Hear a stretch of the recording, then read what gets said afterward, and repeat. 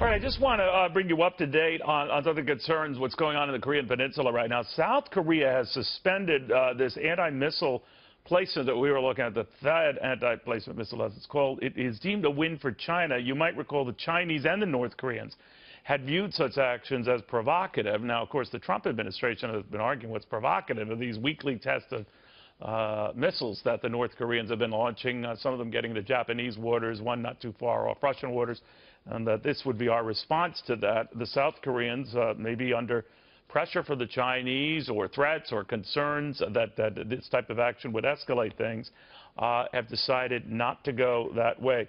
The State Department also has said that this was something that the South Koreans wanted to do, and that all calls should be referred to the government of the Republic of Korea.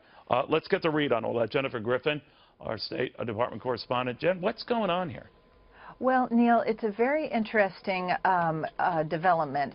Remember, South Korea has a new leader, and that new leader ran on a very populist position, suggesting that if the U.S. Built up their missile defense system in Korea, which is designed not only to protect Korean forces, but also to protect the 28,000 U.S. forces that are there, the South Koreans are concerned that that might be provocative to North Korea. And since South Korea is so close to the DMZ, and the capital of South Korea is so close to the DMZ, there is with this new leadership in South Korea, there is concern that the THAAD missile system, which is a defensive system, of course, designed to stop any incoming North Korean missiles, that it could be seen as provocative. And they're very worried about their northern neighbor, and Kim Jong-un, at this moment in time. Right now, the Pentagon would like to have 6 missiles as part of that THAAD battery. They had only delivered and made operational 2 of those missiles. They were hoping to get the other 4 in place in order to have a solid system to defend Seoul as well as the U.S. troops there.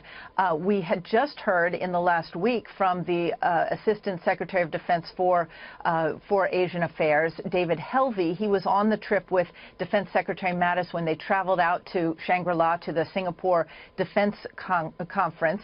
And David Helvey told reporters on the plane that, in fact, they were in negotiations with the government of Korea to position all 6 of those missiles. Now it seems, based on these reports out of Tokyo, based on the comments of South Korean officials that we have not been able to confirm, but which the New York Times is reporting, based on those statements, it looks as though the South Korean government is reneging on that agreement, or perhaps this is a negotiating strategy and they're trying to negotiate through the press with the Pentagon at this point.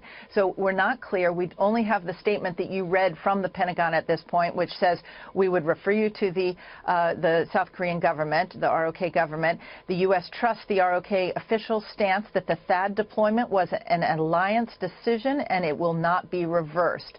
So that is the statement we have from the Pentagon at this point in time, but it is developing as we speak. Neil? Jennifer Griffin, thank you very, very much.